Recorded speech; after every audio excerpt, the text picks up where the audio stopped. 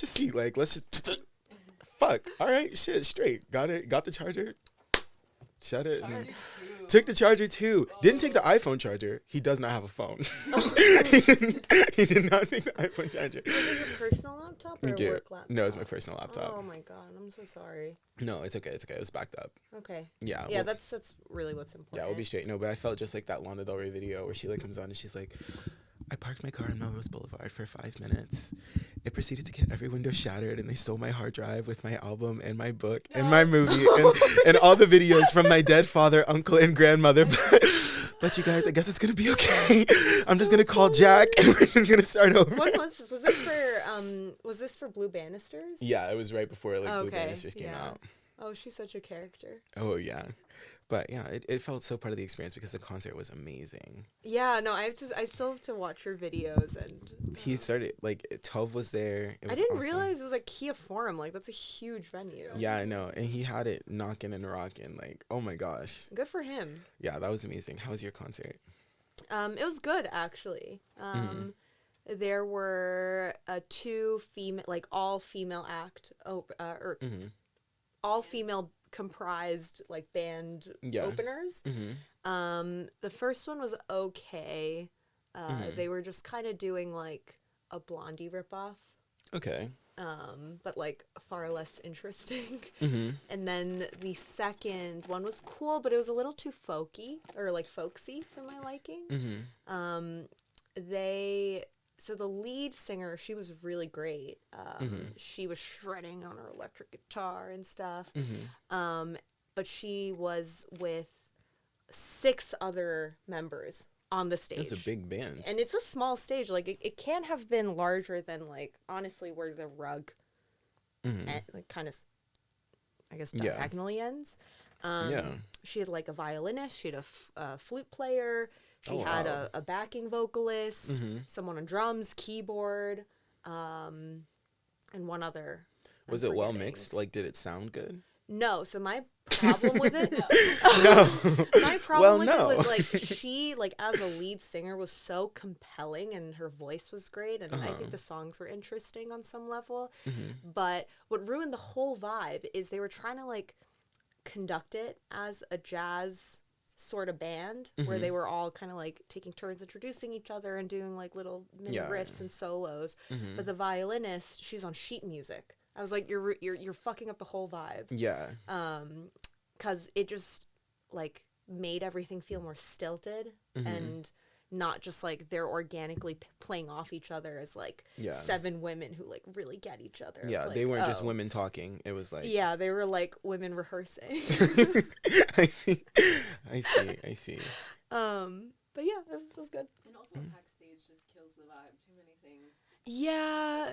We were saying like the opposite last night. Like it's crazy that the band is controlling this whole stadium of and it was just him like like 2 synths and one little like he had like a smaller stage in the center of the floor. Yeah. Which was like what was even on it? A laptop, like one turntable. Like it was nothing, but it like lit up around the side like a Bluetooth speaker. Like it was like playing with the music and there was smoke and yeah, it was crazy. But anyway, Ashley, are we recording? We are. Okay, perfect. This is amazing. Wait, sorry, can I make one request? Sure. I don't want to use my real name. I want to use my handle. Okay. Not for any reasons beyond, I don't know. It's like, it's performance art a little. Yeah. All right. So shall I refer to you as Jiho? No, Lil Busan. Lil Busan. Lil Busan. I will not call you Lil Bussy. I will not. I will not do that. But yeah, Jiho or Lil Busan is interchangeable, I guess, because people don't really know my Korean name like that. Okay. I'm gonna say Jiho because I don't think I can remember to keep saying Lil Busan. Do Jiho then. Jiho. Yeah. And then obviously the more you talk it to hear, the better it sounds. Okay. If you move this forward or backwards, if you ever feel like it's not close to, it's not going to affect anything. Okay. Cool. I'm gonna move this one a little closer so I can make sure I keep looking I at can't you. like look at the mic because it's gonna give me stage fright. Oh, don't worry. Don't worry. It's a small stage. Okay. Thank you. Okay. Hi, everyone. What's up? It's me, Nicholas, and you're listening to Elitist Anthropology. I hope that you're having a great summer so far and that you've been enjoying the season as we kind of get close to the end. Today, we're here with someone that I've known for a really, really long time. She's like the best of the best, the coolest of the cool. Like, she's got like, you know, when you think about all the best things in life, you think of her. Everyone say hello to Jiho. Hi. Hi, welcome so to the pod. I'm so moved. That's very nice. So yeah, Jiho and I went to school together back in New York. Now she's a big dog in the film world and she lives in LA. That's what I know about her, but why don't you introduce yourself? Thank you for the very sweet intro. My name is Jiho. I rep 718 from Queens. I love watching movies, reading, making floral arrangements. Ooh. And do you have a favorite flower? I love sunflowers, which is kind of classic, but I've been really loving like the really deep purple / black dahlias. Ooh. They kind of look that's just so like LA coded. Black oil spills in a bouquet. So yeah, I've been really liking those. Okay. But yeah, everything else is just work related. I left finance, obviously, to pursue my dreams in Tinseltown of working in film. And yeah, then you honestly probably know everything else. Okay. and how are you doing today? How are you feeling? I'm feeling good. I'm a little stressed. I have some work travel coming up, so I feel a little overwhelmed right now. Yeah. But happy to see you. And I don't know, every time I see friends, I feel rejuvenated. Yeah. So, feeling good. Have you seen that meme where it's like me by myself and they're like, it's like the black haze over his face, the world is ending, and then like spends 5 minutes with a friend. It's like, maybe everything's fine. Like maybe everything's okay. I always tell Nick, my partner, that anytime I like hang out with a group of girls, all the voices stop. Like I'll come back. And suddenly I'm okay. That's like that scene in Euphoria with Barbie Ferreira where she's like chilling on the bed and then all the voices start talking to her. Right. Yeah. So that's me before hanging out with girls, which is gender neutral, by the way. Like you're one of the girls. Oh yes. Slay. Everyone can be one of the girls. This is wonderful. But yeah, I'm totally Barbie Ferreira coded when she's having a breakdown. But then she hangs out with Maddie and Cassie kind of, and then she's fine. Cassie, real, but Maddie, realer. Maddie's realer. This is an aside, but you know, I'm a Sam Levinson truther. But that I know. Yeah, but I love Maddie. The way that character is written in this season 2, I think is just like pure as gold. I don't know. What do you like about her development? Because like you can tell that Sam focused on giving her, like Alexa, Demi a bigger part. I think it is my theory that probably with whatever happened between Hunter and Jacob and whatever and those years that made them sort of abandon that storyline of them being together. Okay. Probably is what made the way for just for that to be the love triangle, like for it to be Jacob Elordi, Alexa Demi, and Sydney Sweeney. And then because of that, if Cassie's gonna be like, you know, nuts and unlikable, whatever, then Alexa Demi has to be, you know, the better angel of sorts. But I think just the way the character is written from the first season, which Sylvia for my birthday actually a few years ago bought me all the because I have a PhD in Sam Levinson studies. She bought me like all like the A24 like box set of screenplays for Euphoria. You know, to this day that's like my most viewed YouTube video. Oh my god. Yeah, because I did like an hour-long analysis and was like, and did you kind of go off the screenplay? Yeah, well, books? because I read the screenplays and then I watched it, and then but inside the screenplays there's like, it's kind of giving you like the old-fashioned like Blu-ray DVD set, director's commentary. There was interviews with Sam, interviews with the actors, interviews with Heidi about how it all came together. But basically I felt like he really made that character seem so much more sensitive and open than they were in the first season, and that's what made it really compelling. Yeah, she was like a mean girl caricature in season 1, but in season 2, it's like, oh, you're just picky. Yeah, yeah, you're just going through a lot, you know? How did you get here today? Nick dropped me off. Nice. Yeah. Nice. It was either that or taking the bus, but I would have had to transfer twice. And transferring on subways is okay, but transferring between buses, it's just too much of a hassle. Can you, so, as we mentioned, you're from New York. You don't drive. No. And it's not even in the picture. I did get my permit. Oh, in what? January. Whoa. Thank you. Okay. But I haven't driven Hellcat since is getting an SRT. Wait, you said you haven't driven since you got the permit? Yeah. Did you have to take a test to get the permit? I did. It was really hard. Actually, 3 people around me failed taking the test. It was like a paper test. No, it was on the computer. It was very advanced. Oh, I okay. took a Scantron test in New York when I got my permit there. Again, didn't drive after getting it. It was more of a symbol, like, oh, I'm working on getting it. It's in development. Yeah, exactly. It's a step. But I took the test on a computer, and you can skip 3 questions, which I didn't know. But it's much longer. I think it's a 30-question test. And I genuinely thought I was going to fail. It's pretty hard. Yeah. Did you get all the signs correct? I did get all the signs correct. Okay. It was more, you know what was tricky? It's all the lane markings that trip me up. They're like, oh, if there's a thick line next to a dotted line, what does that mean? Can you pass it or not? And I'm like, I don't know. I don't know. I would just go with the vibe in the moment. Exactly. Does it look feels safe? right? Yeah. But obviously that's not an answer. Wait, so it was just like a paper test. So when was the last time you like drove a vehicle? Well, my mom tried to put me through boot camp right before I left New York. She took us to an abandoned like Burger King lot near our apartment. And she was like, drive, like, here's the controls. It's very intuitive. And I wasn't so bad, actually, because I've driven like a golf cart on the course for my dad. But it's still very overwhelming. I just don't like the idea of everyone having to be on their best behavior. Yeah, well, I can tell you, they're often not. Right. They are often not. Yeah. They often do whatever the hell they want to do, and you just be there like, oh my God. So do you take transit, and like the public transit in LA a lot? Yes, I do. I specifically chose, my partner and I specifically chose our neighborhood, East Hollywood, because of its proximity to the Red Line, which takes me to my place of work. Yeah. What do you think about the transit system here?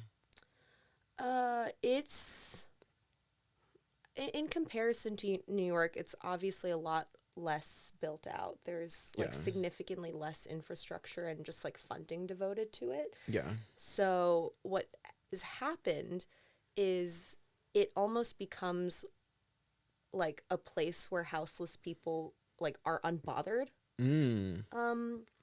by, you know, cops, and, you know, they're sending more cops down there. Like you see them, you know, you see more of them every day. Yeah. But, you know, it is kind of the one place they can catch a vibe.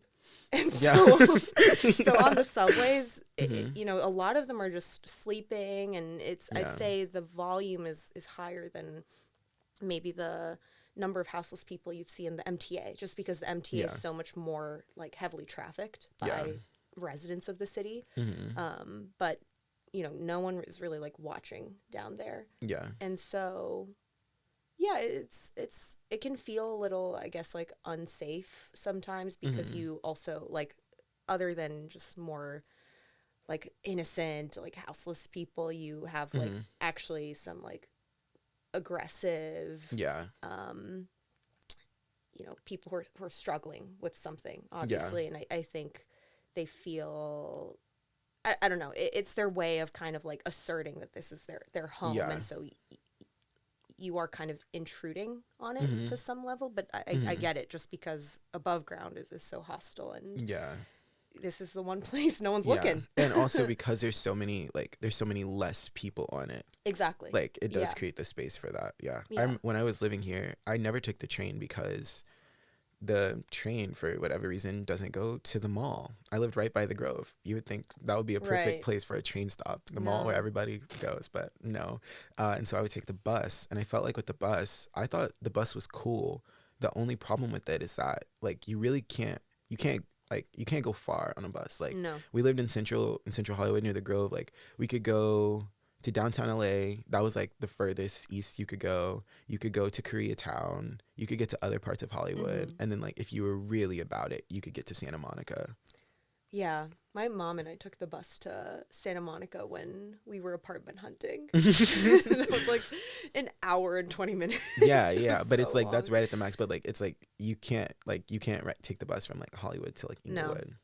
You'll be on there for hours. Yeah, it needs a lot more funding, and honestly, a lot of people are also just averse to the idea of taking public transit in LA. Yeah, you know, I tell people at work or people I've met for the first time, and they look at me like I'm pioneering something new. It's like, no, like actually a lot of like I think working class people take it in the bus, city, but if you have a car, it makes a lot more sense just because.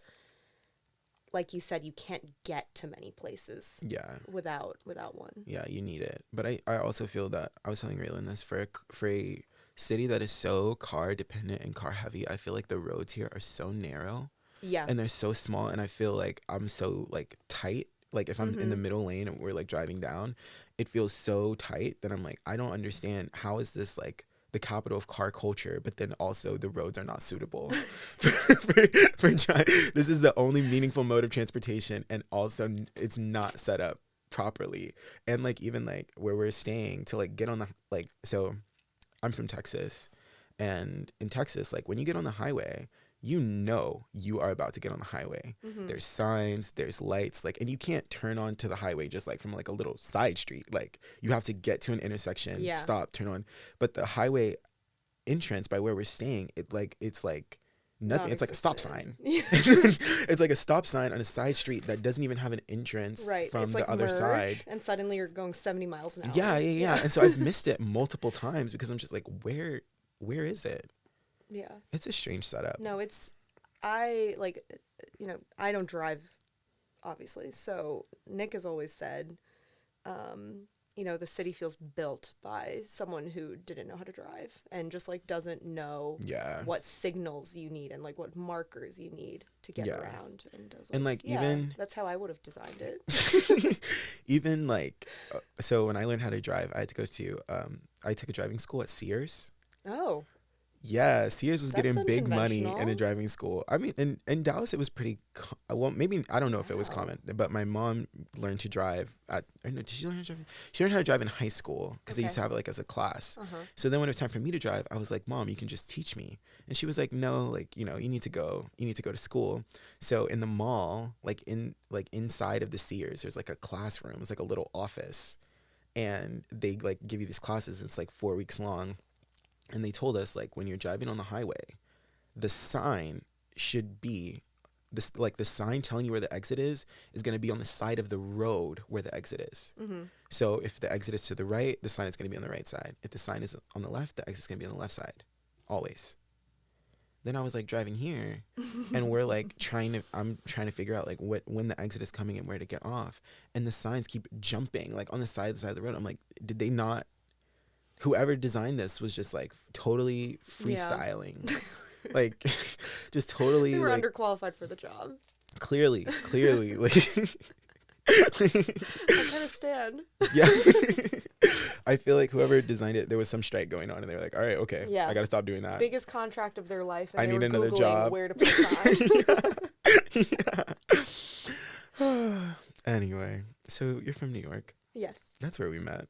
Yes. But specifically, you're from Queens. Yes. For me, Queens is like my last frontier. Yeah, I've been in all the boroughs. Even Staten, like. Oh, well, I don't even count that. Okay. I mean, all the boroughs that a person would go to. Okay. I was gonna say. All the boroughs where someone would have a reason to be, other than, I don't even know, like, what people do in Staten Island. What was it like to grow up in Queens? Growing up in Queens was a blessing, but while I was there, it really didn't feel like it. It felt like I was, you know, just enough like removed from where things were actually happening in Manhattan, which you know you call the city. Like the city. Technically everything is the city, but like Manhattan is the city. The city, yeah. And it just felt like Queens was like just there, like, but not quite. You're like Ariel. Exactly. Yeah, I was like, I want to be part of your world. And so obviously like public transit's built out much more deeply in New York, but still it takes... Did you used to be on the 7? Yeah, I would take the 7 would be one of my trains headed home, but my home station is actually the F line because it gets off at Jamaica.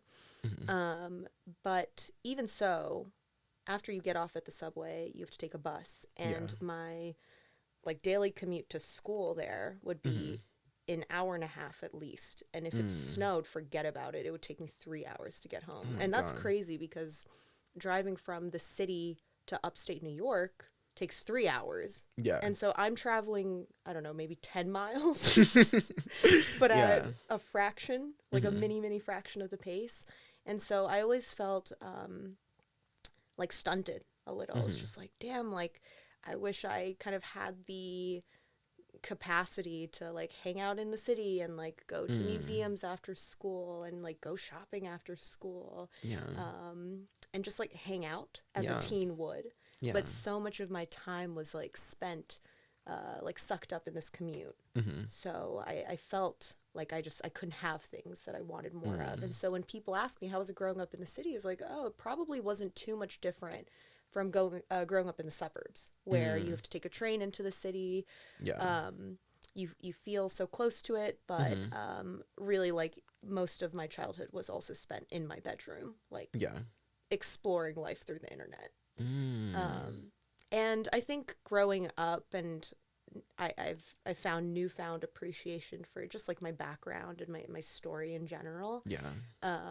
And like Queens is the best food ever. Like I'm very proud to rep the borough. Yeah.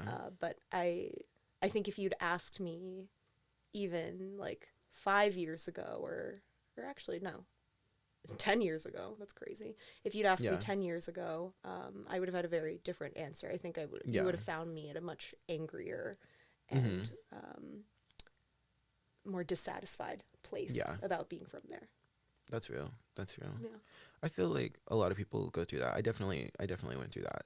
Where it's for me, it was when I went back to the pandemic, and I was like, like I see why someone would choose to live here. Like I understand. Like I catch a vibe. Like I get it now. I mean, it's now the place I would want to settle down and raise a family. Really? Yeah, because the food is great. Like, oh my God, the Korean food you can get in Flushing is nothing's touching it. And sorry, not even K-Town. It's controversial in LA especially, but genuinely nothing's touching it. And you are proximate to the museums that I so badly wanted to go to and hang around in. Yeah. And it's overwhelming to be in the city, I think, constantly. I think I realized that when we both went to NYU and we were in it. And I'd find that like every few weeks I would have to kind of take a weekend at home to reset. Yeah. And I don't know, just be away from the hubbub of it all.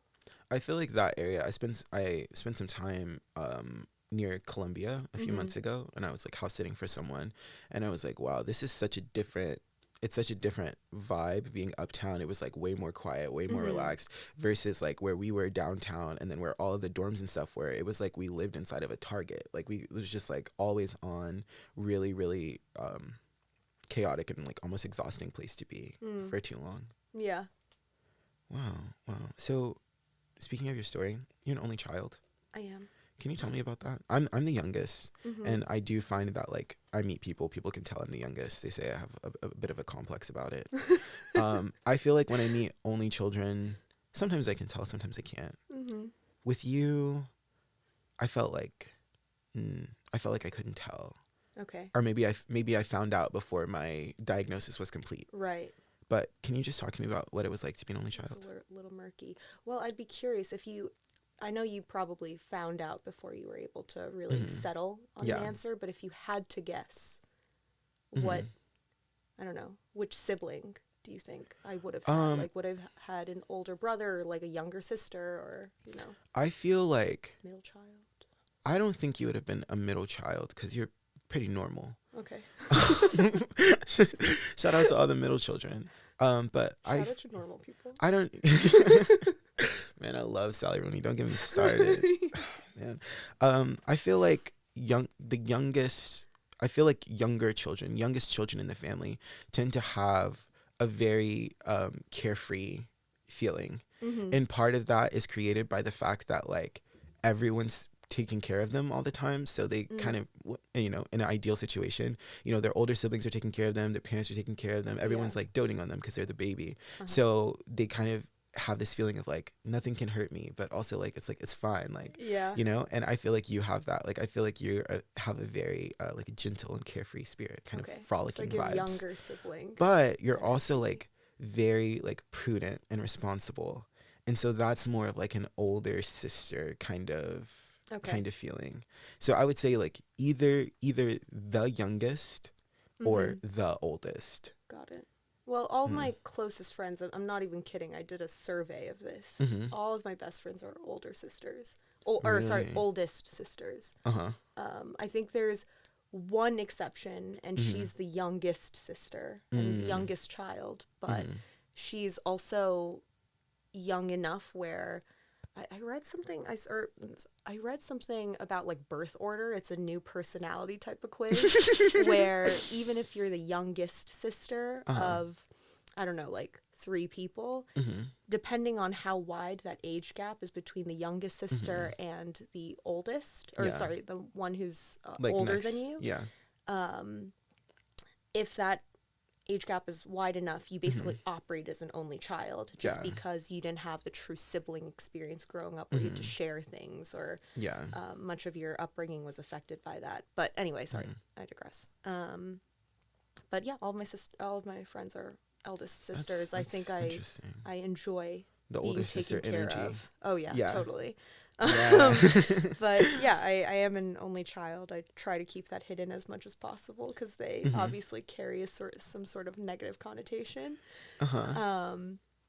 I really liked being an only child. Yeah, actually, I remember my parents asking me like a lot, actually, when I was in elementary and middle school, like, oh, do you wish you had a sibling? Like, my mom had me pretty late. My parents are on the older side, and I think they had a lot of guilt about not being able to give me like a friend. And I was so lost in my head that I never felt the need to have anyone else. I think I enjoyed you know, having all the resources devoted to me, but at the same time, during middle and high school, I rebelled heavily against that helicopter parenting. Really? Was it helicopter parenting? Yeah, I kind of like hesitate to call it that because my mom wasn't like mega controlling, but she was definitely strict. Yeah. And I think part of that was wrapped up into the like, you are my only child, you are like what I came here for. And so she just like didn't want to see me fuck up, which I totally get. Real. And so at the same time, like I enjoyed having all this like attention and love and care, but I like rejected it at the same time. I was like, let me be like myself. Like I want to live life on my own terms. Yeah. But being an only child is almost like paradoxical in that way because so much of their love and like life is transferred onto you that you aren't totally free to be who you are either. Right. Yeah. Because like if you have 2 siblings, then it's like you can spread out a little bit. Yeah, you gotta like spread out the attention, and that's why like I think people with siblings tend to be more normal because they're used to kind of having to grow on their own terms. And so I liked being an only child, but I also hated the I guess scrutiny that came with it.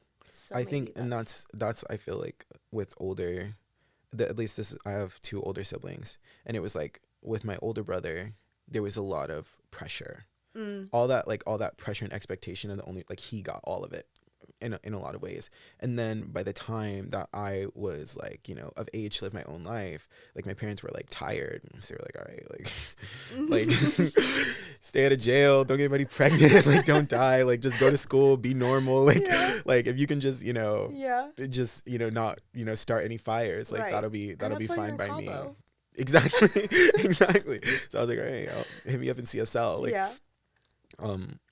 I think one thing too that like with only children, I always wonder like how do they relate to their parents as they age, because I know for me, like I have 2 older siblings, but I kind of have like assumed the role of like caretaker for my parents when they get older. Like I'm the one who knows like where the wills are, right, you're the secretary, what the insurance is, like who to call, you know. I'm the one that's like, do you need me to call the contractor so we can get it, you know, and everything like that. And as my mom gets older, we have more and more conversations about like her old age, how she wants to be taken care of, what's gonna happen. What has that been like for you? I think it's similar, but I also think you have a much more free-flowing, like healthy relationship with your parents. So I feel like my answer is less only child and more like this is just what is personally going on with my own parents. So yeah, like you, I'm also very much the secretary to my mom and dad, like have all their passwords, you know, like responding to their emails, making sure no one's being mean to them. But I would say like as I've gotten older, that role has never changed for me much. Like I think from a very young age, I was like, that expectation was communicated to me, like there is no one else, so it's like on you to take care of us when you're older, like have a good job, so that you can do these things. Obviously like we want you to be happy, and my mom stresses that like they don't, you know, need me to be like, you know, stressing over their every move, which I'm prone to do. So I get that, but I think because I grew up with it instilled in me, I'd say the only thing that's changed over time is my relationship to the pressure of it all, where when I was in my adolescent years, it stressed me out a lot. I think that's like what caused a lot of strife initially, but now that I've gotten older, it's almost kind of helped seeing my other close friends who maybe don't have that expectation set on them. Like everyone's parents are getting old. Everyone is kind of starting to, like, I guess, come to terms with the fact that they will have to be the caretaker of their parents. And I was like, oh, this is actually like not unique to me. This is something everyone has to go through. And like I take a lot of comfort in like being part of the pack. I'm like, oh yes, like everyone's struggling with this. Like, that's totally fine. Like I was being angsty because I thought like the weight of the world was just on my shoulders. But I don't know. It is something that everyone deals with, and I feel like especially as I get older, as I get older and all my friends get older, you start to wonder like how do our adult relationships exist when like we have to relate to each other differently, right? Because like, okay, we're not all living in the same city anymore, we're not all listening to the same music, we don't all like give a fuck about the same stupid shit that we gave a fuck about when nobody had a job and everything, whatever. But then actually it's like those types of struggles that you start commiserate over that make your adult relationships like deeper. Like, oh totally. Yeah, like we're all like trying to get our parents a job, like we're all trying to you know, remotely manage a renovation at our parents' house. Like we're all trying to do stuff like that, and everyone's a lawyer. Yeah, everyone's a lawyer. Everyone's reading a contract. Everyone's like, recently my mom's been dealing with like a squirrel issue at our house. You guys be careful with this, okay? If you see some squirrels running around your neighborhood, you should know this, okay? Okay. If you see some squirrels running around your neighborhood and you think it's benign, okay, maybe it is. But if you start seeing them looking real fat and happy, like really like Alvin and the Chipmunks chillin' vibes, you think there's no way that I would be able to recognize a squirrel. I can't recognize the same squirrel. Okay. But if you start to feel that tingle that you can, no, you are recognizing the same squirrel. Squirrels can lie flat on their bellies and like polar bears across ice and squeeze into the eaves of your house they can chew through your insulation, right? And then once they get inside the attic, they get inside the garage, they get inside the crawl space, they pee everywhere. But the pee is like a bat signal to the other squirrels. Be like, hey, come. this is the link up. This is the spot. This is the pregame, This right? is Squirrel Con. Exactly, right? And so then that's how they start getting so fat, because they stop running around looking for a spot. They got a spot. They're chilling. So they go into your house. They're really quiet. They're laid back, just chewing up your insulation, peeing on everything. And before you know it, you get a job. My mom texted me the other day and she was like, I came home and they were sitting on top of the roof. And I was like, this is your last day. You're getting out of here. And before you know it, you're a couple grand in the hole, and it's 20 guys on the roof of your house, and your mom's like sending you pictures, and you're telling her like, put him on the phone. I need to talk to him. Oh my God. There's so much work associated with like owning a home. Whenever I go to Pennsylvania, or not whenever, I've been like once. I was like, what are you doing out there? Right, exactly. This is like Jarrett's home. So whenever I go to his home once, or whenever I go to Nick's home like maybe 5 times, I'm always shocked at how much work goes into maintaining a yard. Like, yard should be banned, bro. Don't even get me started. I just remember, I don't know, so much of their weekends are devoted to like getting the machine to cut the grass, getting the feed lawnmower to scare off, what are those moles in the ground that chew up, whatever foundation you have into your home. It's so consuming. It's like having another family to take care of. I can't relate. That's part of the reason why even though I'm leaving New York, that's one thing that I've loved apartment living, of just not having to like just do all the stuff, because then at home, like I was also like the contractor. So like anything that my mom like didn't want to pay for and like could not should be DIY'd, but could be DIY'd. Right. And was just a little too expensive to really justify spending. Like it wasn't $5,000, but it also wasn't like cheap. Yeah. She would be like, all right, so I got this HGTV show I need you to watch. Go on YouTube, and like I was like digging trenches, planting trees, fixing floors. It's like a whole job. That's a proper skill set though. No, during the pandemic, I was at Home Depot every day. That's nuts. I don't know how to do, like, honestly, anything with my hands. Like, really? building an IKEA drawer, I'll burst into tears. It's so bad for me. Oh, no. I mean, again, growing up in the city, living in an apartment, I had normal chores. It was like laundry, doing the dishes, cleaning the apartment, but I've never had to tend to the outdoors. Yeah. So I respect you. It's a lot of work. What has your experience as a homeowner been like? As a homeowner, stressful. Stressful.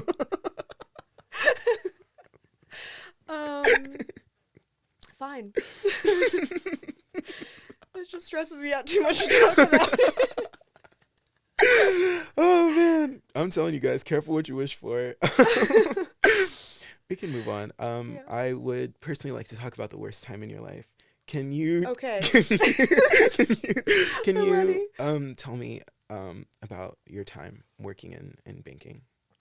Yeah, like you said, it was the worst time of my life. It was probably the most insecure I've been about myself and my skill set and abilities since high school. I think a lot of that melted away when I entered college, and I was finally getting used to the idea of having autonomy. But yeah, banking was horrible, mainly because you were working with a group of people who wanted to prove that they were almost better for having made it through that same like shitty 2-year analyst period, and hazing you because they were stuck in that same cycle of, oh, I had a really shitty time, so you're gonna have a really shitty time, but through that shitty time you will grow, and this will be good for you. And how did you did you feel that was a correct assessment? No, I mean, that it's kind of like a catch-22 because it did work on me. Like I feel very confident in my job now because I was hazed Yeah. for like a year and 8 months. And to some extent, I think the pressure of it all did force me to like learn a few things. Yeah. But overall, I mean, I think as you do with any job or any like shitty positive life experience, you're going to gain a few special people out of it. Yeah. Who kind of see you for who you are despite all the noise and are interested in cultivating that development.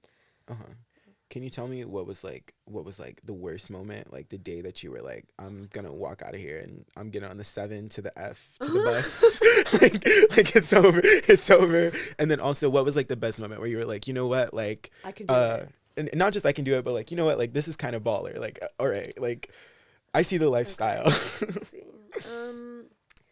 The sickest moment of my life during that period. Honestly, even when you say like, oh, like I'm gonna walk up, like I can't do that anymore. I think the sickest part of that period is you get Stockholm syndromed a little bit. Like I think during that entire period it was like simultaneously hating my life, hating the people I worked with, but also desperately wanting to prove that I was great and I would get their respect. And, you know, I like got the respect of the people who mattered. Yeah. My banking experience, kind of the most negative parts about it revolved around this one team specifically where no one was intent on teaching me anything. And I also had someone on that team was actually like a mentor to me during the internship, and she snaked me out full time because she just wasn't interested in, I think, like teaching someone when it was outside the confines of like, oh, this is a shiny 3-month period. Obviously, you worship me, you look up to me, and I think with us as equals, she like, I don't know, something in her brain was like, this isn't gonna work. Yeah, like more interested in having like a devotee of that like Exactly. internship relationship rather than like this is my coworker who I have to help train up so that we can co-work. Right, like I can make your job easier, and I think she like actually really enjoyed seeing me suffer, which was the most negative part. And I think like I want to say few months before I started looking for my next job was my probably like darkest point where I was working like 90, 100 hours a week. And that entire time I was still so fixated on getting her and this other male coworker's approval. And they would treat me horribly. I mean, like literally call me on the office line because they wouldn't leave a paper trail. They were much smarter than that. And just say like, okay, here's like 10 mistakes I caught. Find them, essentially, is what they would do.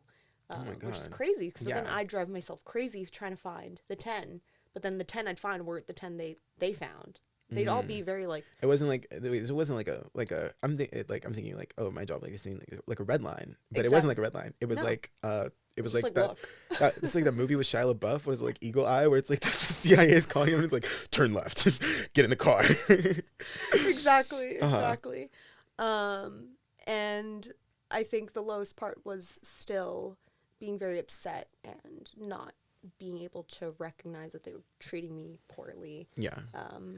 I remember, like, God bless my friends who I worked with. I remember like crying about it with them or to them. And they were just like, they are treating you so horribly. And the fact that you care about getting their approval is like insane. Like, that's not the type of person you are. Because it just isn't. And I think in a lot of ways, looking back to that period of time was a wake-up call of like, don't ever catch yourself slipping like that again. You don't want anyone's approval who is not interested in bettering you to begin with. So that was probably the sickest point of my life, is just like not being able to realize that I'd gone so far from who I was and whose approval mattered to me. But then a good part? Oh my God, I really don't know. I think like leaving, genuinely, I think having finally having that inner peace to be like, I don't need this. Like, I have learned what I needed to learn. I am no longer interested in seeing what else is in store for me here. I think the best part was literally, I think, looking up and being like, oh, okay, in 5 years, I don't want to be anyone here. Yeah. And that was a very big realization for me to make. I think, like, even heading into the job, I knew this wasn't my dream or what I would do for the rest of my life. Can you walk me through why you decided to, why you decided to do it? To, like, go into banking? Go into banking, yeah. I mean, again, purely, like, financial reasons. I think we came from business school where that is the only kind of job that's communicated to us as being good. Yeah, like, and it's definitely kind of crazy. I've seen it change. Like, so you guys were 3 years ahead of me. Yeah. And I think, like, definitely in the time of, like, from you guys graduating to us to me and Raelyn graduating to people that I know now that are graduating, like, it's shifted a little bit, but, like, definitely that is still the overarching culture. Yeah. Yeah. And it's like all the seniors you look up to are in banking or consulting, and all of your teachers, like, come from banking or consulting. Yeah. I agree. I feel like that shift actually has taken place just from, like, the jobs I hear about. I'm like, oh, like, you work at a tech company out of college. Like, that's so sick. I can't think of many people who did that my year, maybe accepting 2 to 3 people. Yeah. But yeah, I went into it because A, it was kind of the path shown to me, and also had the most resources available from our school, and B, I want to be a good daughter to my parents. I was like, hey, like, you can brag about me a little. Yeah. And also financially, I needed it. I wanted a well-paying job, and, you know, coupled with the prestige, I was like, okay, it'll be a launching pad to whatever I want to do next. Yeah. So that's what comforted me. But yeah, leaving was was the best part. It was so great. I remember that period. And that was really like I remember before you and Varun graduated. Varun is one of our friends. Varun was on episode 4, but, like, we're all in a group chat. I remember a group chat name under NDA. Group chat NDA, it's not disclosed. But we I remember talking to you guys, and I was like, oh, like, I was like a freshman. I was like, should I go into banking? And you guys were like, no, no, you should never do that. And I was like, I don't know, like, because you guys were like, well, you're like, everyone in banking is horrible. Like, they're horrible. They're vicious. And I was like, really? I was like, you guys seem so cool. And then where both of you guys had been working, it was like a very, like, top tier, you know, top of the line elite banks. And I was like, I don't know, maybe that's the vibe. But then when you guys actually started doing it, and it was, like, literally in front of my eyes, I watched both of you sink into, like, you know, just imagine, like, the vibe that someone has in, like, their senior year of college or high school. Like, there's a carefree, chilling vibe, hanging out, living, laughing, loving, to go into just, like, as you just described, a Stockholm syndrome of physical and emotional abuse. And I was like, oh my God, no, it can't be. Well, I'm glad that's behind you now. Thank you. It feels good to talk about it in a healthy way. For actually, I couldn't watch Industry, the HBO show. Excellent show, by the way. But I couldn't watch it for at least 2 years until I'd left because it reminded me so much of, like, I don't know, that time. And I know it's a fictionalized account. Like, some stuff is too close to home. But no, I think the show premiered while we were working, actually, and I was like, I literally can't watch a glamorized depiction of this because it will make me want to end it all. Yeah. Like, I'll like, set everyone on fire. This is not a TV show. This is a snuff film. I get it. But shout out to Industry. Great show. Yeah. Doesn't get its flowers. No, not at all. All right. So all that's behind you now. Now you live in sunny Los Angeles. Yes. Do you like living in LA? I do. In a lot of ways, LA is my rebirth. It's such a classic tale of moving to the West, right? You're in search of new opportunity. Something's calling you there. No, you're it's so Joan Didion pilled. It's a little woo-woo. Yeah. And, you know, the move from New York was very much an intentional break from everything I knew. My friends, my family are there. I miss them so deeply. Like, that's the worst part about living in LA is the homesickness and being far away from the community I have there. Is this your first time spending like extended periods of time away from the city? Yes. Because, you know, I grew up there. I went to college there. My first job was in New York. And so in making this 180, you know, follow my dreams, whatever, it was like, okay, it needs to be such a clean break from everything I know. So above all, LA feels like the right place to be. I'm like, this is part of my journey. Again, woo-woo. But I think there's a lot of things to like about the city. The food scene is incredible. I think it's overall better than New York. That place we went to last night was bussin', out of control. It was great. Like, the shrimp, I'm going to be thinking about that sauce for a long time. Yeah, the shrimp, the salad, the chicken, the little pie at the end. Like, the pie was nice. Shout out to all the Filipinos. I love y'all. Did you, you know, they were playing Colby Calais, obviously, last night at the restaurant, but she apparently released a new single this morning. What? Yeah. Oh my! This is the best news ever. I love Colby Calais. I love Bubbly. I love Realize. I love Lucky. Oh my God! I'm so excited. But I was thinking about it, and the reason that Filipino restaurant had the best playlist ever is because that is the music that they as a collective love. It's like ballads, it's singers, it's like the late instruments, aughts. And I mean, that's why they dominate at American Idol, X Factor every year. I saw this super funny tweet where this girl was like, me and my coworker's gonna go do karaoke, and then she like responds to this tweet is like, my Filipino coworker said he's gonna come. Never mind. I'm quitting. I'm not about to get embarrassed right now. I literally don't. It's something genetic. It has to be. Is this crossing like I don't know.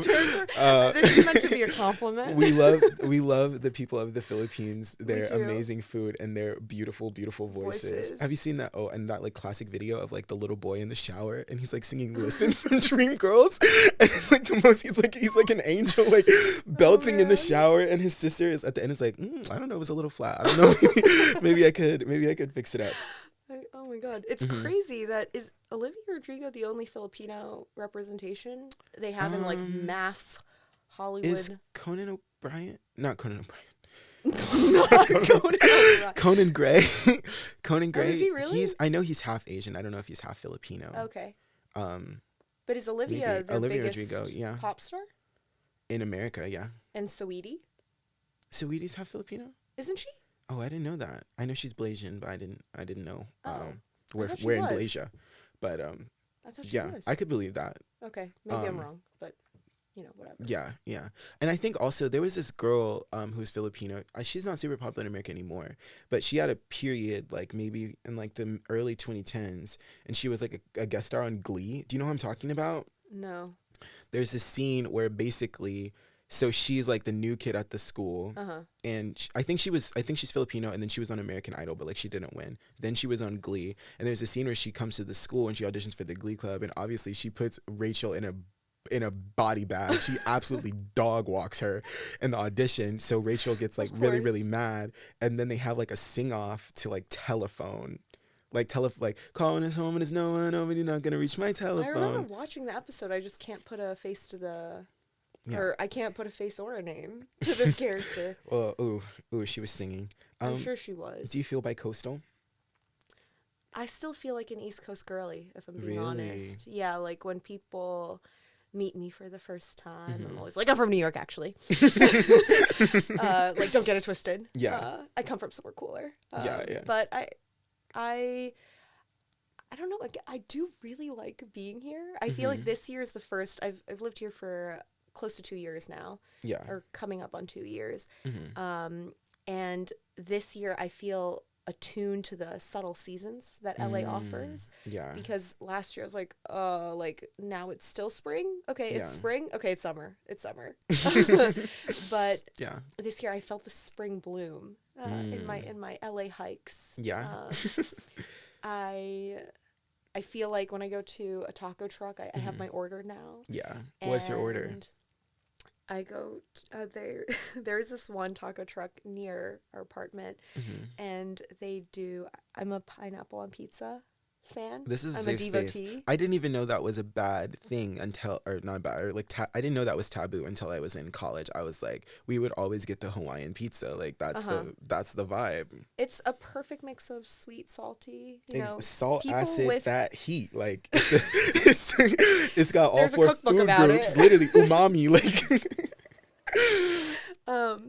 but I love pineapple on pizza. But Leo's Tacos does this al pastor pineapple quesadilla. Ooh, Oh my god, I it's know incredible. that's bomb. I actually need to get it before I leave this Saturday. Yeah.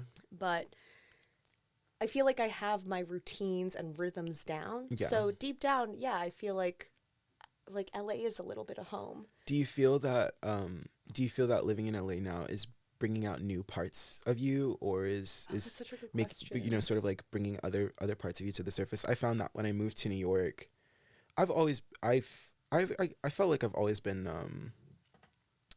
soft spoken. Really? Like in what world? Like right now I'm whispering. Like But it was just like soft-spoken, I feel like, as a characteristic is more like you don't speak up for yourself, or you don't speak. Yeah, no, but that's what I felt like. I felt like it was hard for me to like I would never just be like so for example, like in New York, there was this one time where there was this homeless guy who was like accosting these 2 women outside of a restaurant, and they were just like sitting there chilling, like literally doing nothing, and he just started screaming at them, "Yo, you need to." like really going hard at them, and he was like sorry, that's what I was like. and he was enormous. Like he was like 6'3", and like if I was in Texas, the Nicholas that was living in Texas, maybe that's just part of also like being a child, being an adolescent and whatever, but the Nicholas that was in Texas, I don't know what I would have done in that situation. Like maybe I don't know if I would have sat there and done nothing, or maybe I would have called for help, or like maybe I would have even asked for confirmation with the person that I was with before I took action. But like in that moment, I was just like, nah, we're not going for that. Got up and was like, you need to and you need to get up out of here, and you need to take your dog too, and I don't give up. And he was like, I will fight you, like I will kill you. And I was like, do it then. Like what's up like and I don't think Which restaurant was this in front of? It was outside of, in Greenwich Village, there is a green cafe on MacDougal Street. Do you know what I'm talking about? Okay, MacDougal. It's called Cafe something. Okay. It's green cafe something. I'll never go there again. Boycott. Because why did I have to do that when there's a whole wait staff? Like somebody should have been out there. Right, But right. like the Nicholas that was in Texas would have never done something like that. But I felt like in that moment I realized like that was like the New York energy coming out of just being like, Of course. nah, we not with it. That's so crazy. Well, it's a good question, but it's crazy and kind of proof of your question, because I've never known you as anything what am I saying? I've never known you as anyone who's not like quiet. Like you're not a quiet person to me at all. You're very much someone who lives life on their own terms, and that's what I've always greatly admired and respected about you. So Thank you. yeah, I mean, to your question, I definitely feel that, again, with this like rebirth thing of moving to the West, Yeah. I do feel more permission to kind of like cultivate a persona for myself that is independent of what my friends and family know me back home for. Yeah. Not to say that I've like done a total switch up, you know, they won't recognize me anymore, but maybe parts of my personality that were more reserved for me to know and just think about are now, I feel like I have more freedom to just like be those things out here. Yeah. You know, a classic example would be, or just like the most direct applicable example would be back in New York, even in college, I don't think any of my friends knew I was interested in film. Yeah. It was just very much something I harbored as a thing for myself to kind of like think about as, oh, this is my pipe dream. This is what I'll do when I finally, I think, fulfill the expectations of me, or fulfill the expectations surrounded around me there. But now that I've moved to LA, it's like, oh no, like my life is movies. This is all I do every day. Yeah. And that has been, very fulfilling for me in terms of just, again, like being allowed to live exactly as I've pictured myself to be. Yeah. And now when I make new friends, that's how they know me, which is kind of crazy. So yeah. That's very cool.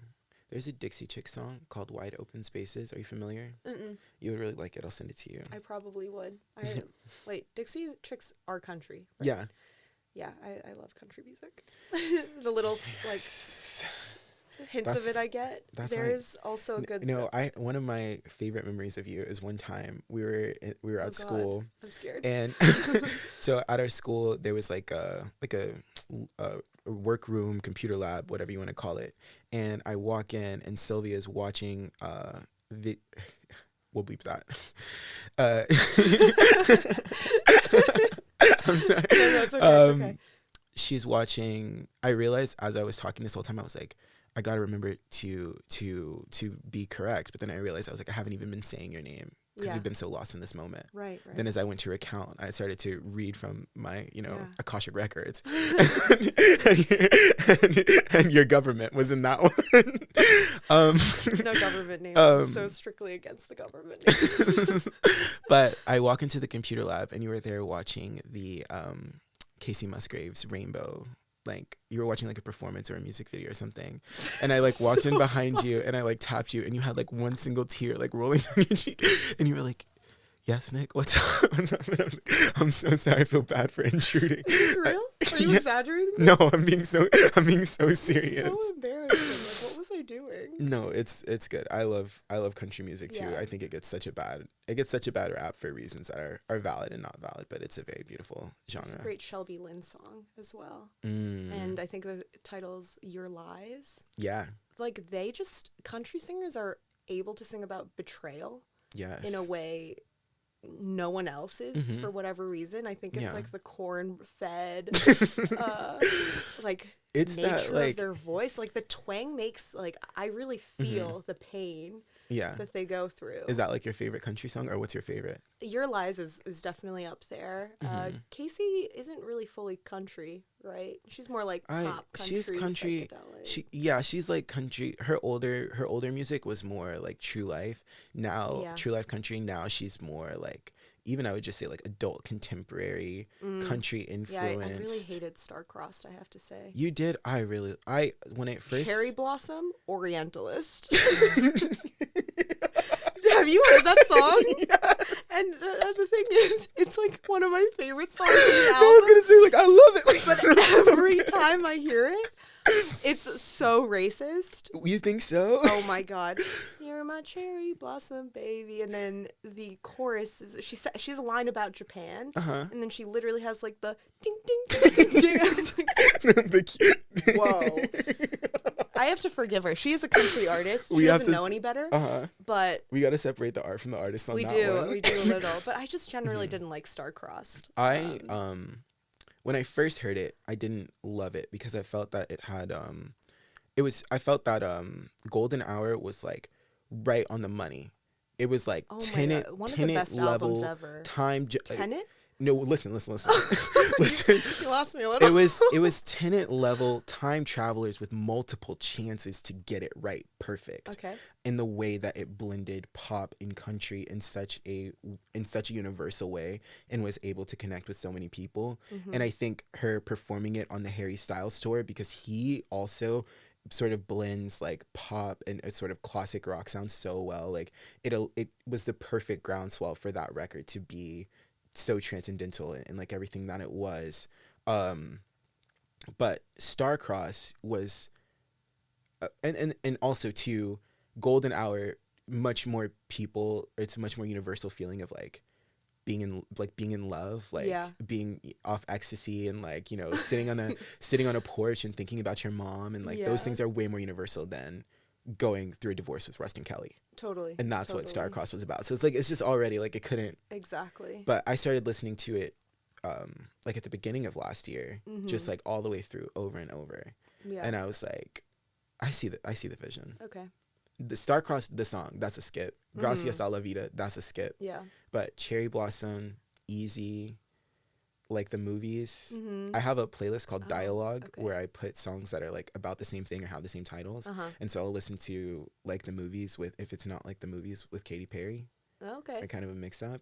That's a good piece in general. I'd love to hear like the conclusions you draw from. Oh, okay. You know, I love a little project. Yeah.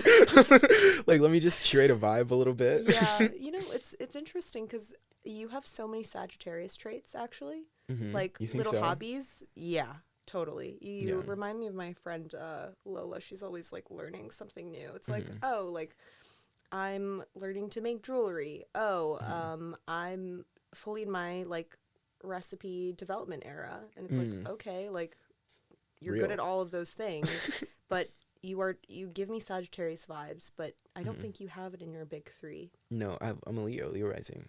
Taurus, that Leo, I know. Taurus, yeah. I know Taurus and Leo. Are you a Leo moon too? No, Taurus sun, Leo rising, Taurus moon. Taurus moon, gotcha. Yeah, I'll never beat the fire sign lover allegations. I find that a lot of my close friends are fire signs or Sagittarius. Taste. What can I say? Speaking of vibes, though, can you tell me about your style? My style? We talk about this a lot. We do talk about this a lot. We have it in our shared vision boards. Yeah. I have literally the week before Coachella, which I also want to talk about, but I had multiple meetings that week of different people. Like, I got my fits together. We need to review. We need to plan. Yeah. Talk to me about how you get dressed in the morning. How I get dressed in the morning. Okay, I guess I should preface with the fact that I don't consider myself like a fashion girly pop. I more just like being able to communicate things about myself to people, but I'm not the type of person who gets like dressed every day. Yeah. Like I have friends and family members who are like, I'm gonna be in the house all day. Like I'm gonna put on my best fit. That's not who I am. Like, I'm gonna put that shit on. I dress to be seen. Which is probably very Leo sun of me. Yeah. But in terms of how I get dressed in the morning, I usually gravitate towards like a pop of color. In this case, pink was the guiding principle for today. She's wearing some really sick, like dark pink sneakers. Shout out to eBay. Like, what is that? Like a orange and fuchsia leopard print sock? Yeah. Yeah, that's real. I mean, that makes my style sound a lot kookier than it is. Well, the rest of the outfit we can describe it to as like these like dark blue jeans. Is that raw denim? I have no clue. These were from consignment. See, I just don't know the details. I go off of fit and vibe. Yeah, and then a very cozy dark gray sweater. I love dark gray sweaters. That's what you wore yesterday. It was really nice. The light gray? Oh, thank you. I got it from Old Navy. Oh, look at that. High-low. You know, I love to mix it up. I love it. And then also some nice silver jewelry.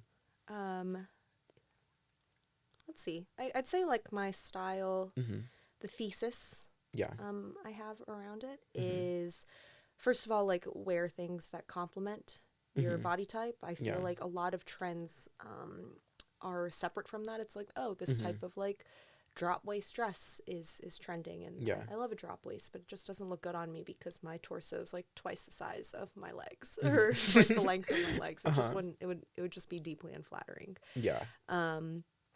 But I like to dress as a character generally. As a character, meaning like a type of person in a social class, like a social strata. So I love cosplaying as like boarding school girl. Ooh. I love cosplaying as golfer. That's a classic one for me. I really like dressing up as like men who play sports. Really? Yeah, I actually. I'm discovering things about our group chat now. I'm finding more. So every year I've made a Venn diagram with me, her, and every year I find new things to put in the center. I like to watch it shift and change, and that one, what you just, I didn't know that's gonna be in 2024. I can't wait. It's like watching the ball drop. LARPing as LeBron is my favorite. Well, no, the sports I like cosplaying as are tennis watchers, soccer / like UK football. Yeah, Premier League. That's my new work hobby. And what else? Okay, anything of that like elitist kind of like Mm-hmm. caliber, but they always have like, think Ralph Lauren, think Yeah, like a WASP, classic Americana, Northeast vibe. And my like bullshit making shit up is Mm-hmm. always like, I'm like reclaiming the Chad uniform. Like when I wear a polo Ralph Lauren collared sweater, Mm-hmm. I am taking back. I'm, You're reclaiming my time. The uniform means something different on me, because I'll wear like a yellow Ralph Lauren collared sweater with khakis, and that is what white boys on the Upper East Side wear. Yeah. But on me, it's like, I don't know. It means something different. Yeah. It is subversive. It's the subaltern. Exactly. So I don't know. I'd say like, it's more like, it's like in your regular life, you're just kind of like dressing for just vibes, chill, what feels comfortable, what feels right. But then when you're stepping out, when it's time to put that shit on, it's more of a costuming situation. Totally. And I love Halloween. It's my favorite holiday. Oh yes, it is. And so the costume element is very important to me. Mm-hmm. But I think even in my costume, I like to communicate that I like lean a little more tomboyish, I guess. Like I'm a girl's girl. Like, don't get me wrong. Like total girl's girl. Or I mean, that's a title given to you. It's not one you claim for yourself. Yeah. But I would hope that is a title given to I don't know. You kind of standing on that shit. I think I am. I have enough confidence that enough women would stand behind me and like reiterate that same thing. Mm-hmm. But I like the more masculine aesthetics on me. Mm-hmm. So yeah. I would say, like, communicating that I'm a little tomboy. I'm not sporty, but I can dress like one. Yeah, okay. So I have, like, jerseys and, etc. A lot of J's. One fun fact about Jiho's style is that there was this one time, so many iconic memories of you.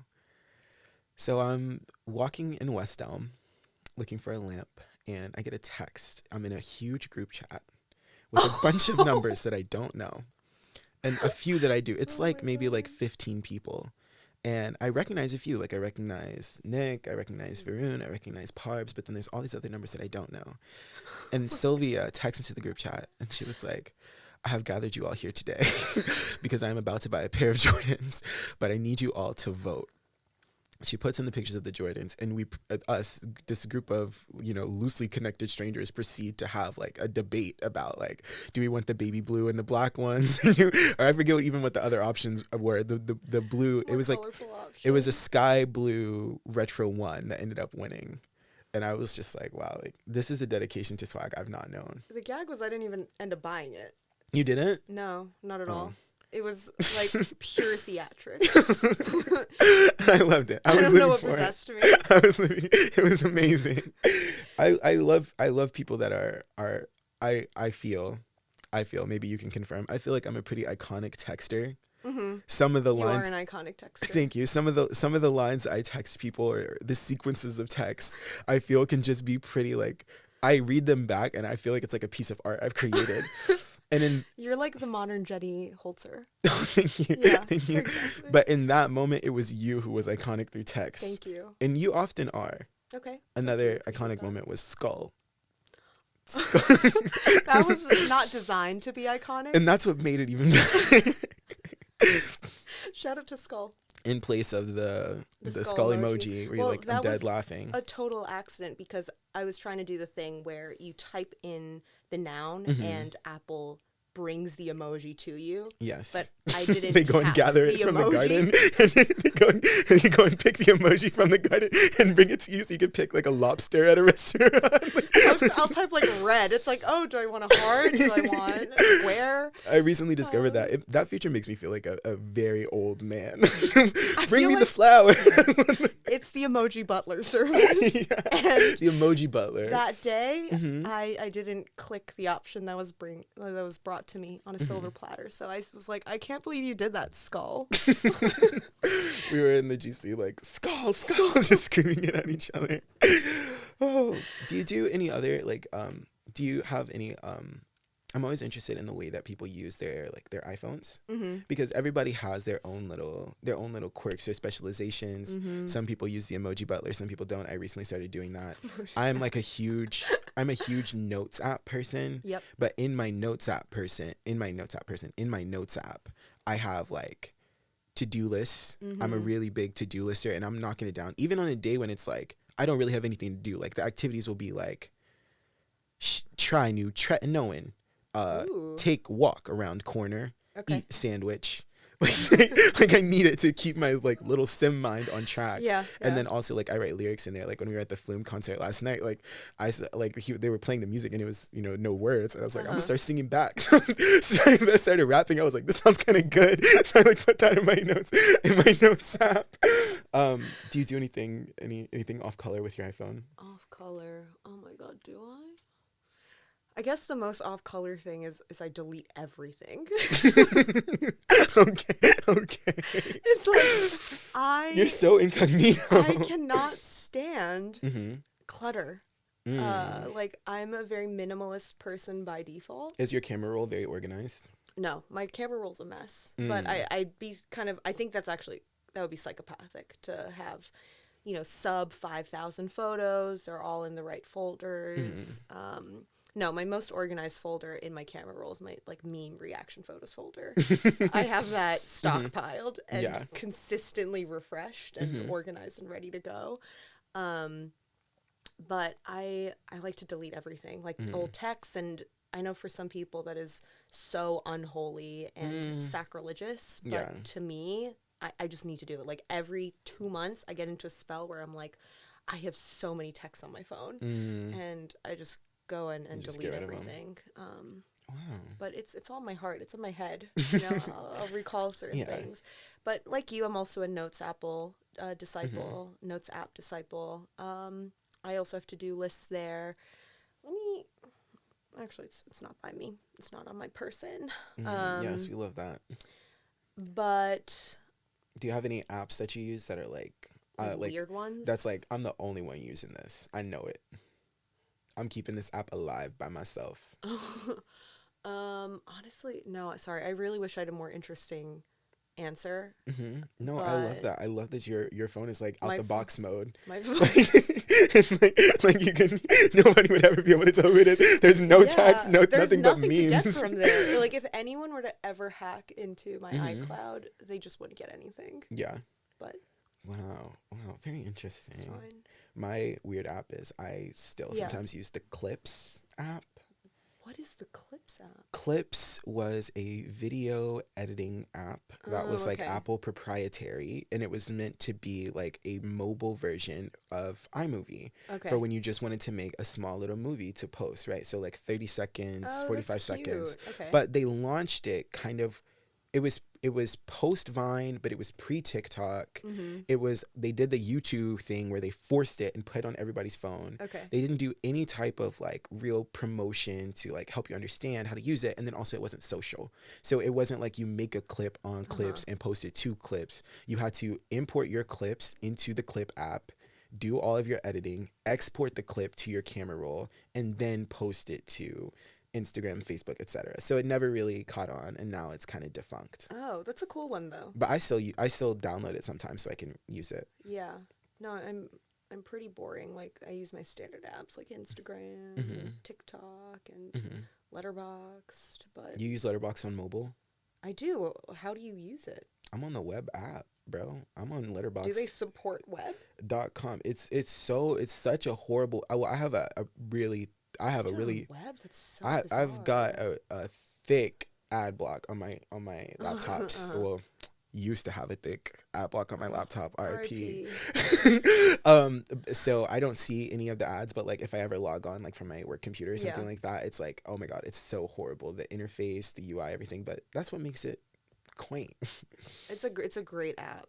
It's so well run, in service to movie lovers. Yes. Great app. Like you and I, which is a great segue. So you love movies. We do. We love movies. We love movies.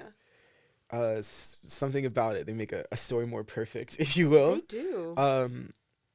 And you're so right. I feel like whenever I first knew you, I didn't know that you were a huge movie person or film head. I always felt that you had a very, like I said, like a very like frolicking nymph like creative energy. Ooh.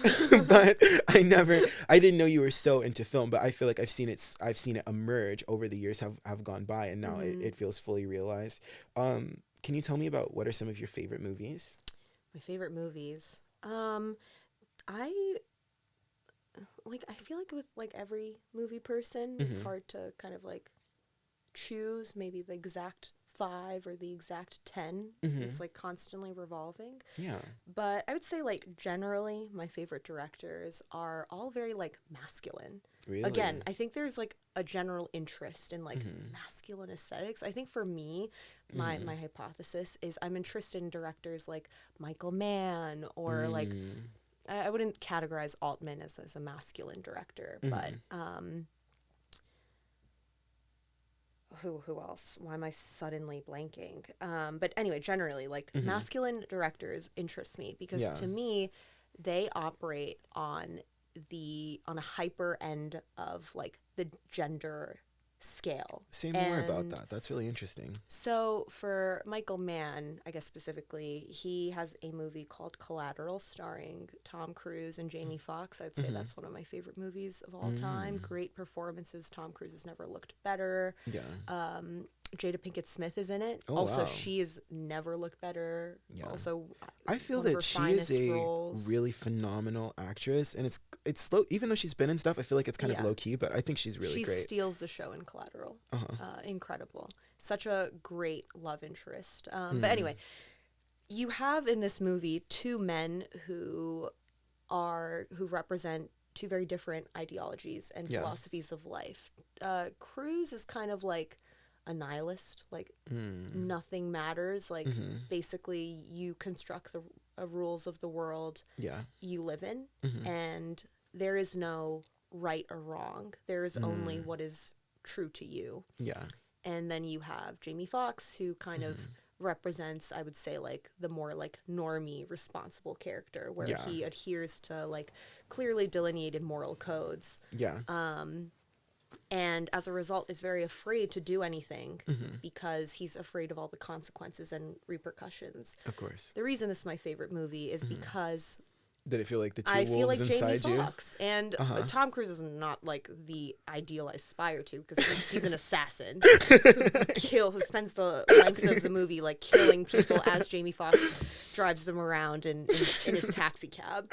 But it, to me, maybe this is twisted, whatever, but to me it is a reminder of, you know, there is a way to reclaim what is yours and operating, again, totally according to the rules you set for yourself. Yeah. Living life on your own terms. It's a very big theme for me. I'm like so hyper fixated on that all the time. I think that is so interesting. I think that's so cool. But anyway, as a result, you have Tom Cruise who's in a suit. He's shooting people up in a club, kind of like the ideal of not like that. Sorry, he's specifically trying to shoot one of his targets. Okay. So he's making a big hubbub. I was like, this movie is crazy. It is crazy. It's a great movie. I had it playing on the projector for my big going away party. Out of New York. That's what was playing? That was playing. And then I photoshopped thoughts and prayers in Gothic font over Tom Cruise and Jamie Foxx. So that day of your party in 2018 in Greenpoint, I was I had the assistance of some plants in opening my mind. And when I was there with Raelyn, actually, I did not. Oh my God! Shout out to you. How beautiful is this? No. Raelyn's sitting on the other side of the studio, you guys. But I remember I thought there was a Migos video playing. Kind of racist. Well, no, because that Migos song was the movie playing in silent, and there was songs playing, right? Yeah. The Migos song, wow, this is changing everything. Okay. So I thought I was watching a Migos video because the Migos song was playing and the Collateral was on screen. And it sent me into a time warp because the Migos were really popular, like my senior year of high school, 2017, 2018. And it mentally and emotionally, it sent me back to imagine the most like boring, lackadaisical Tuesday afternoon of your senior year of high school. Okay. That was the only energy I could feel all night.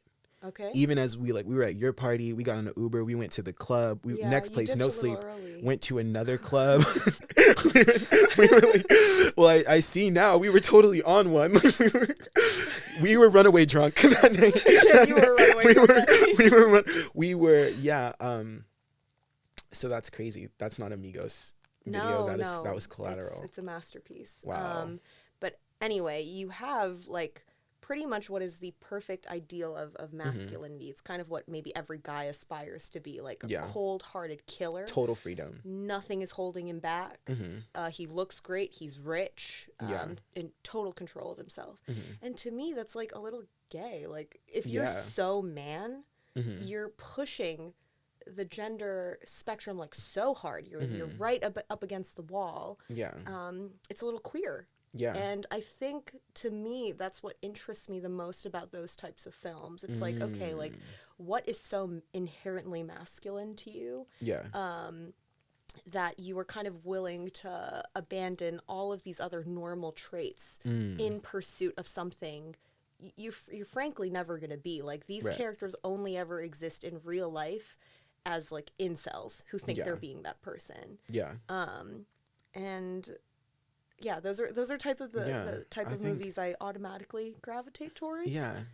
And I think that is closely linked to also my style and what I'm interested in. I think like Catherine Bigelow's is baller. She's not like one of my favorite directors, but she is a female director who explicitly makes movies about white masculinity. Yeah. And it's sick.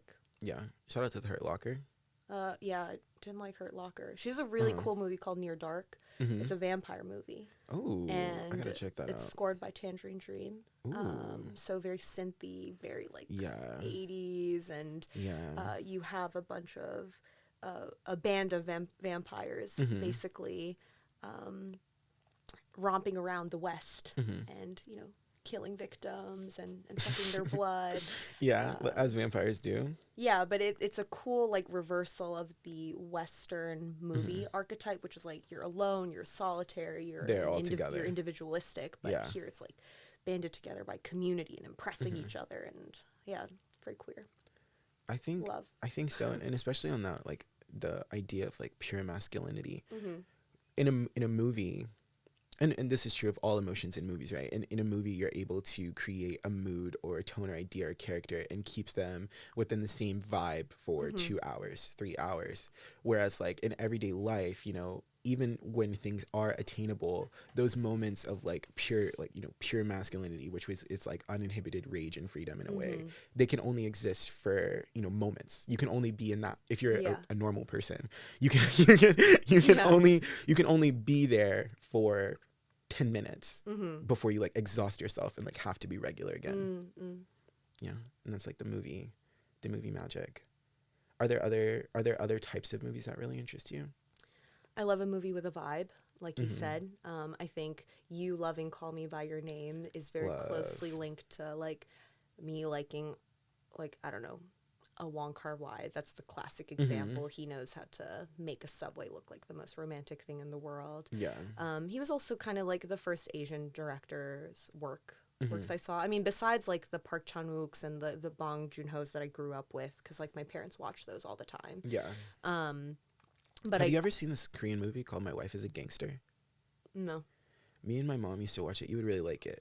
Okay. The premise is that there's this guy, he builds home security systems. His wife is a gangster. And so she keeps doing all these robberies and like defeating his security systems. Oh, and cute. so he's It's like a Mr. and Mrs. Smith. Yeah. It's situation. really cute. Yeah. Okay. No, I'll have to add it to my watch list. Yes. But I think generally, like, You know, anyone who's really good at creating an atmosphere. Yeah. Great writing is always going to attract me. It's the same reason I love P.T. and Altman. Recently, though, I have been going through, like, really searching for Asian directors. I think that's what's been calling my name for whatever reason. I think it's linked to the earlier bout of Asian literature as seeking out. Yeah. So I think I've been seeking it out in all its forms, like revisiting like Hong Kong cinema, Korean cinema, like Chinese cinema. But the American director that I've kind of fallen in love with recently is Greg Araki. Really? Have you watched any of his movies? No, never. I don't think so. You absolutely should. I think you would really like it. He is like a queer Asian American director. He grew up in California. It kind of escapes me whether he grew up in the Valley or maybe like, I don't know, somewhere separate, like the OC or something. Okay.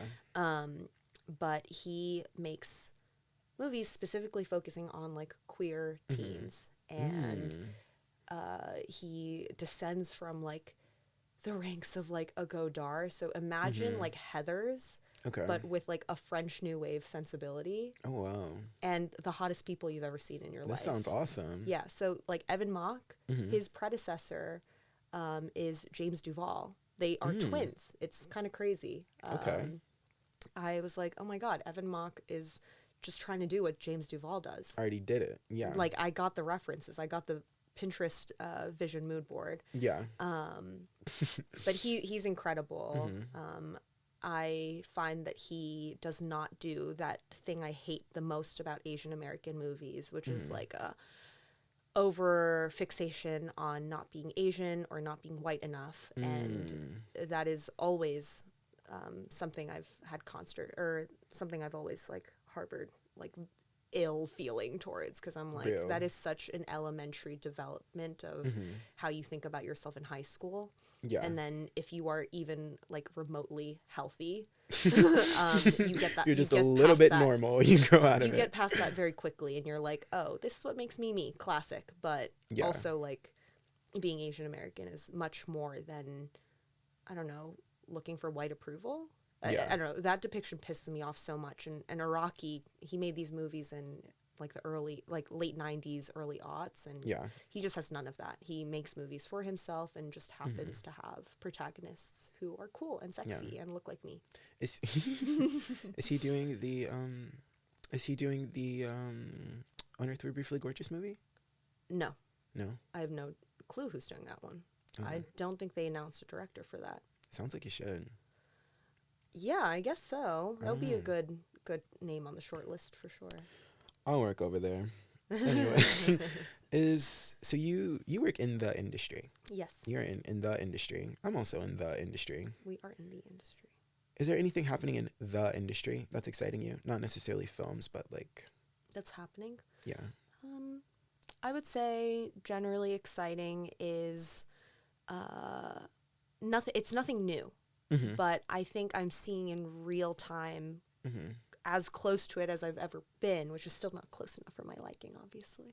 But it's, I feel like a lot of people get pissed off about the mainstream at large. They're like, oh, we have too much IP, like we have too much superhero movies, we have too many unoriginal stories. And in real time, like a classic principle of life is something is always going to emerge in response to the mainstream. Like that's why subcultures are a thing, and they just die a little more quickly now because so many more people in the machine are tapped into it. Precisely. But I think seeing that in real time, I think that culture is very much upheld by the international film festivals, which is really cool to see. Like I hate French. Actually, maybe I shouldn't say that.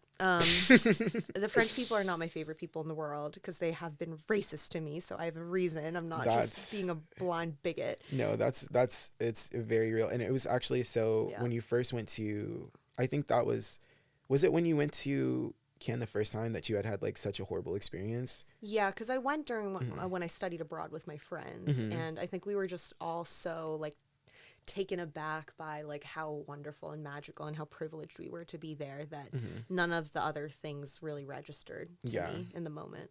Yeah, but I remember when you came back, when you had like a really bad experience a few years ago. Yeah. And I was like, I didn't even like, I'd never thought about it before. But then when the times that I've been back since, it's like you really see it. Like the anti-Asian sentiment in Western Europe. Oh, it's crazy. Wild. Last year was my first time really encountering it, like in London especially. There, like, I think the pandemic obviously kind of made those feelings a lot more publicly okay to hold. Yeah. Yeah, I've never experienced explicit racism like that in my life ever.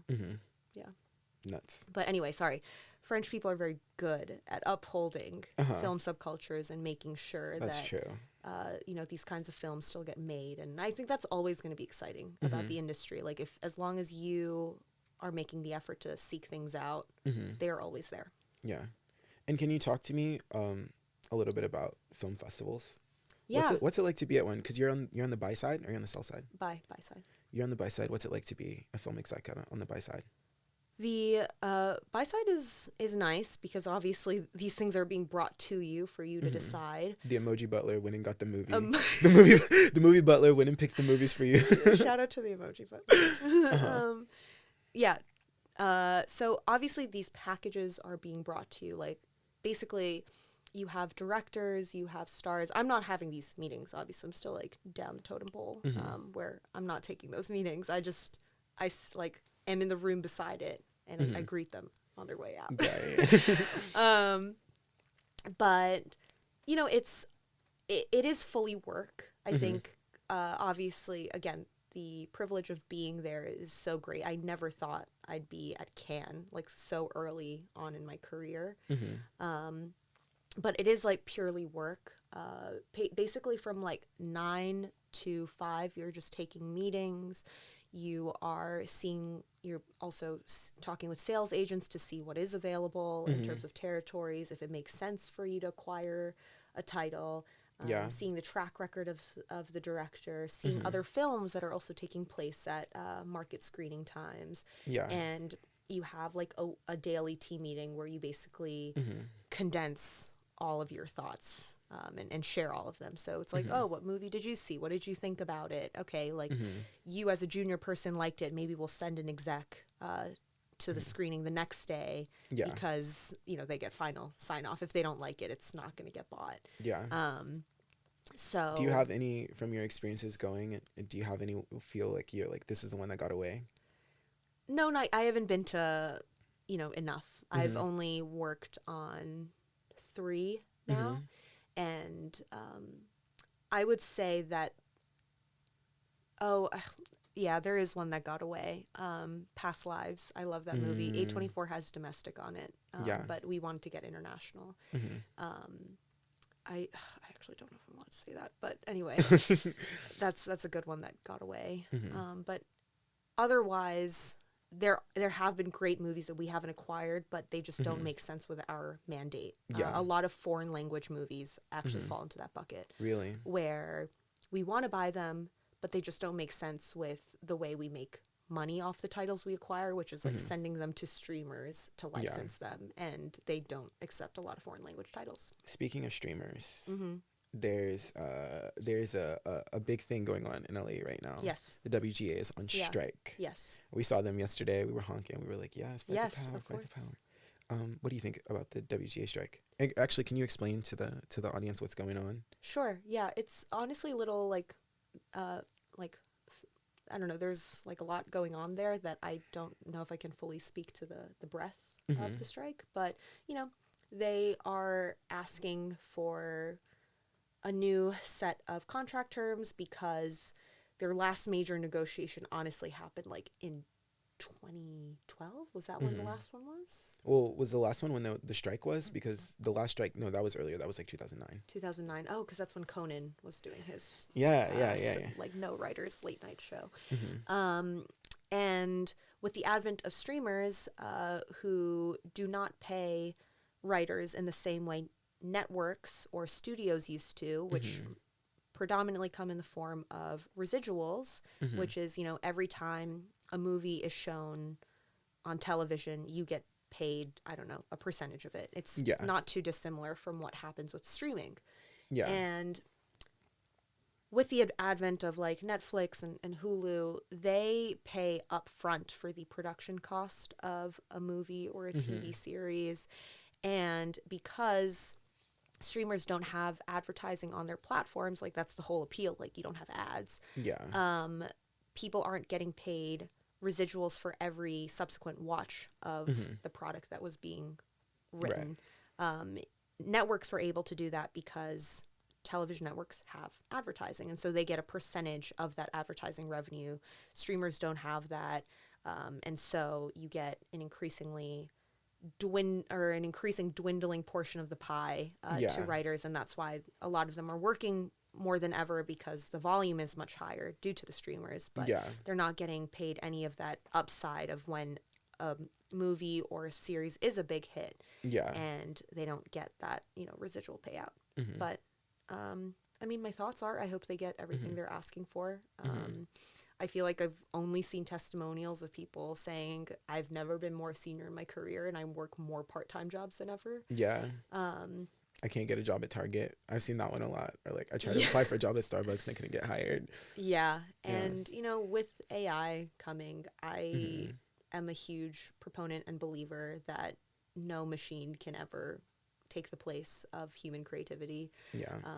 I think what was initially thrown in as kind of like a throwaway negotiation point, like don't use our scripts to train your AI unless you like license that and pay us like what you're paying the machine to do. And they flat out rejected it. And I saw that. And they're like, we can have a yearly meeting about technology. Like, so disrespectful. Yes. If anything, I think they're getting out ahead of what is only going to become an increasing divide as AI is used to kind of supplement actual work. Yeah, it's getting a little weird. I was talking with the previous guest about how I'm really against virtual production. This podcast is my rejection of the mainstream prevalence of Zoom podcasting. Yes. But I think virtual production, in my job now, I spend a lot of time thinking about digital workflows, digital supply chains. And virtual production is so sad to me because it's like you just have no natural light on screen. Like you just have nothing beautiful to look at all. And that's why movies now are so dark. But then like I got really pissed off. So I read this article, Sony's opening some new virtual production studio in France. There's so many in Europe now. They're opening it, right? And then like the next article in my newsletter was about Norway and how they're kind of low-key coming up on the film scene because they're giving away a lot of grants and a lot of incentives, and a lot of people go and film sci-fi movies there. And because they can be like, oh, this is Pluto, this is Neptune, this is whatever. And I just like, to me that makes me so depressed and sad that like for a bar, like that infamous scene from Black Widow where it was like they're just in a bar and they filmed it on this huge blue soundstage. Like you fake that, but then you go to real Earth and pretend it's somewhere else. Yeah. It's just, it makes me depressed. Yeah, the industries as a whole, all creative industries are suffering under the weight of business people at the helm of studios. That used to not be the case. Used to be creative people ran studios, and now it's like MBAs run studios. Yeah. And I have beef with MBAs in general, so. Yeah. No, I was talking about that with another guy. I feel the same way about music, where it's like, it used to be like music people ran music, now tech people run music. And that's, win some, lose some. Yeah. We're getting around to the close now. I want to ask you, what music are you really interested in right now? Music I'm really interested in. Okay, after years of denying what I knew to be true about myself, I've been giving myself to pop. Really? Yeah, I'd say my OG interests were always in hip hop and rap. Like I remember like literally one of my first artists that I think I found on my own was like Odd Future on Tumblr. And so that speaks to how warped my brain is, obviously. But pop music is beautiful. I think there is something specific to be found, obviously, in the universal. And I think people get shit on for having bubblegum pop or things that sound too mass marketed. Yeah. But to me, it is so beautiful that, you know, Yeah. all these like pop stars can make a song and that speak to, I don't know, a global audience. Yeah. Underrated. Totally, Yes. totally underrated in terms of how it's treated and discussed critically. I would, well, not to be biased. This is our Venn diagram overlap. Yeah, I think that is so true, and I feel like people really undercut the fact that like a pop song can like, it can change someone's life, it can save someone's life, like it can really shift things. And I really fell in love with pop music whenever I was in high school. Actually, my first car didn't have a CD player, didn't have an aux cord, didn't have anything, so I could only listen to the radio. So I like only I think that like it's a very specific genre and specific medium, and when you start to appreciate it for what it is and not what it isn't, like you sort of see the beauty in it. Yeah. And that made me really like deep into pop music. And then I was also working retail obviously when I was in high school, and so like the songs that would come on, like they still, if I hear one of them, we used to be able to like recall the playlist, you know, knew what song's coming next. If I hear some of them, I notice like some of them trigger my fight or flight, but then like some of them like make me happy and like nostalgic. Like one that triggers my fight or flight is Cheerleader by Omi.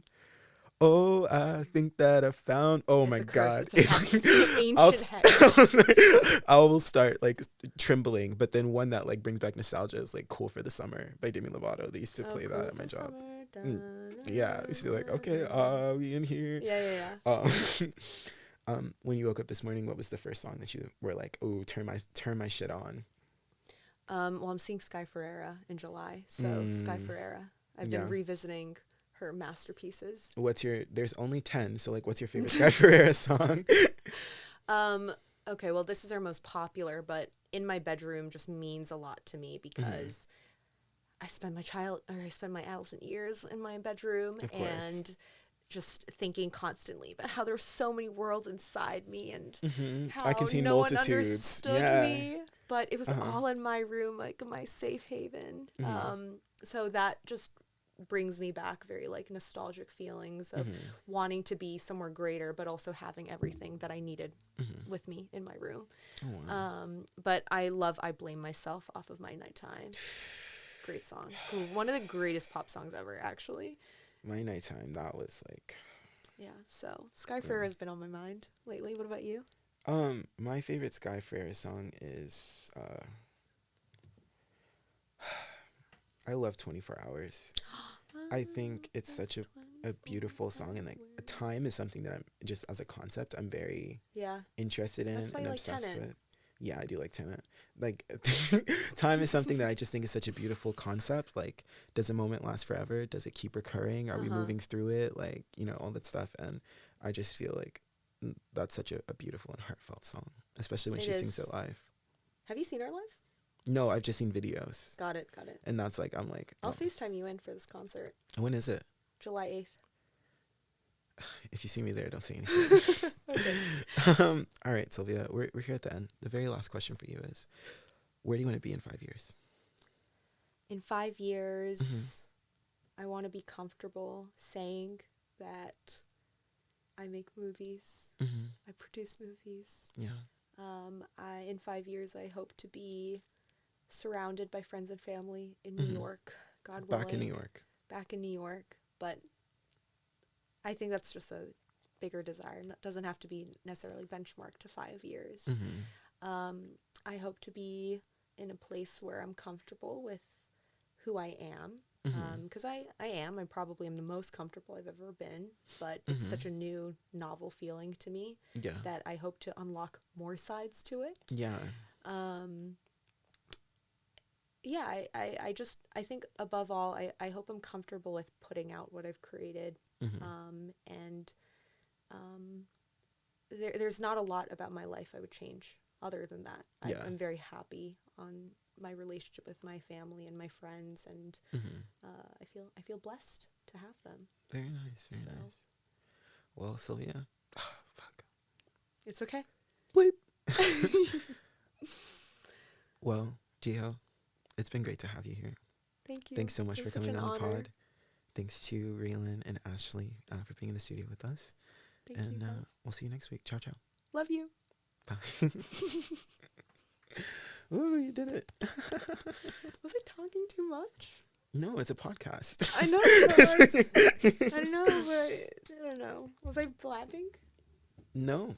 It's a podcast. We're